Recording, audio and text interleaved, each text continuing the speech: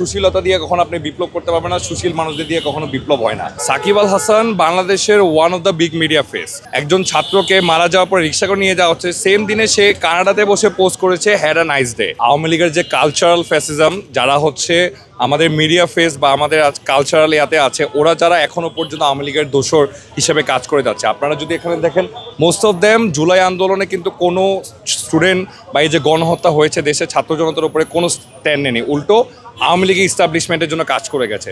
যেমন এর মধ্যে আমি যদি one of the big name বলতে যাই, সাকিব আল হাসান। সাকিব আল হাসান বাংলাদেশের one of the big media face, say one of the best cricketer এই সে।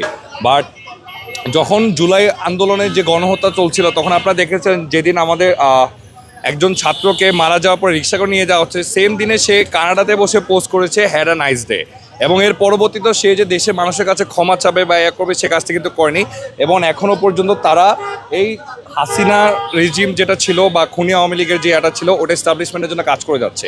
আর গত 15ই আগস্ট আপনারা দেখেছেন যে মুজিবের 72 থেকে 75 যে স্বৈর শাসন আমল ছিল, আমরা কিন্তু সবাই জানি 71-এর আগের মুজিব আর 71 পরবর্তী মুজিব ইতিহাস কিন্তু ডিফারেন্ট। 71 পরবর্তীতে সে এক নায়কতন্ত্র বা স্বৈর শাসন প্রতিষ্ঠার জন্য সে গুম, খুন, হত্যা, তারপরে হচ্ছে বিচার বহির্ভূত হত্যা, এছাড়া আপনার দুর্ভিক্ষ টাইমে যেখানে দেশে লাখ লাখ মানুষ অনাহারে ভুগছিল, লাখ লাখ মানুষ মারা যাচ্ছিল, সেই টাইমে সে তার ছেলের বিয়ে করে রাজকীয়ভাবে সোনার মুকুট পরিয়ে।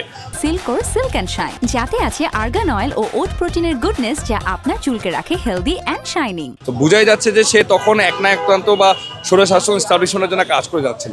আর আওয়ামী লীগের জন্য মুজিব হচ্ছে একটা ধর্ম, অ্যান্ড সেই মুজিবের মৃত্যুবার্ষিকীতে যখন এই মিডিয়া ফেসগুলো যখন তার সে আওয়ামী লীগ ন্যারেটিভ বা মুজিব ন্যারেটিভ ইস্টাবলিশমেন্ট করার জন্য আবার একযোগে পোস্ট করে যাচ্ছে, এটা আমরা সকলে বুঝতে পারছি যে এটা একটা প্ল্যানিং করে এটা করা যাচ্ছে। তার এগেইনস্টে আজকে স্ট্যান্ড নিয়ে আমরা যারা কালচারাল যে ফ্যাসিজম যারা আছে, তাদেরকে আমরা মুখে চুনকালি, ছাত্র জনতার পক্ষ থেকে মুখে চুনকালি এবং জুতা নিক্ষেপের কর্মসূচি করছি।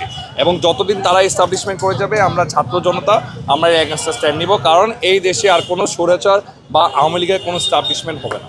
আর জিনিসটা হচ্ছে, আপনারা যদি আন্দোলনের টাইমগুলোতে দেখে থাকেন, আন্দোলনের টাইমে কিন্তু বিপ্লব কখনো আপনার সুশীলতা দিয়ে হয় না। আন্দোলনের টাইমে কিন্তু এই স্লোগানগুলো বা আমাদের যে গালির একটা বহিঃপ্রকাশ, ওইটা দিয়ে কিন্তু আমাদের আন্দোলনটা আরও ন্যারেটিভটা আরও বড় হয়ে করে দাঁড়িয়েছে। তো আমার মতে অনেকে কিন্তু বলে যে গালাগালি করা করা রং, কিন্তু আমি বলি যে না, বিপ্লব যদি আপনি করতে চান বা আপনি একটা স্ট্রং মোটিভ নিয়ে দাঁড়াতে চান, তাহলে অলওয়েজ গালি একটা স্ট্রং ন্যারেটিভ দাঁড় করায়, কারণ সুশীলতা দিয়ে কখনো আপনি বিপ্লব করতে পারবেন না, সুশীল মানুষদের দিয়ে কখনো বিপ্লব হয় না। So that's why I think যে আপনার গালাগালি বলেন বা স্ল্যাং ইউজ করা বলেন, so always a big narrative or stand for. উত্তরাতে অলরেডি আমাদের ছাত্র জনতার পক্ষ থেকে অ্যানাউন্স করা হয়েছে, যেদিন ওরা পোস্ট করেছিল ওদিন রাতে আমরা অ্যানাউন্স করেছি যে উত্তরাতে এসব বাকশালীদের আমরা কোনো ধরনের শুটিং বা কোনো কিছু করতে দেওয়া হবে না। উত্তরা থেকে তাদেরকে অবাঞ্ছিত ঘোষণা করা হয়েছে। এবং পরবর্তীতে উত্তরার বিভিন্ন যে শুটিং হাউস বা শুটিং স্পটগুলো আছে, ওখানে আই গেস আমাদের প্রতিনিধি দল কথা বলে এসেছে যে এনাদের এখানে যারা আছে তাদের কাছকে যাতে জুতা নিক্ষেপ করা হয়েছে, তাদের কেউ যাতে উত্তরাতে শুটিং করতে না পারে, এটার জন্য আমরা যা যা ব্যবস্থা গ্রহণ করা লাগে করব। এবং আমরা সামাজিকভাবে তাদেরকে বয়কট ঘোষণা করছি এবং উত্তরা থেকে তাদেরকে অবাঞ্ছিত ঘোষণা করি। কোনো একজনকে পেয়ে গেলে এখন জিনিসটা হচ্ছে যে, মনে করেন যে এখন এখানে অবস্থা যে হয়েছে, এখানে একটা হয়তো মব সৃষ্টি হওয়ার মতো পরিস্থিতি হতে পারে। তো আমাদের চেষ্টা থাকবে যাতে কোনো ধরনের মব সৃষ্টি না হয় বা কোনো ইনজুর্ড বা তাদের উপরে কোনো আক্রমণাত্মক যাতে কোনো কিছু না হয়।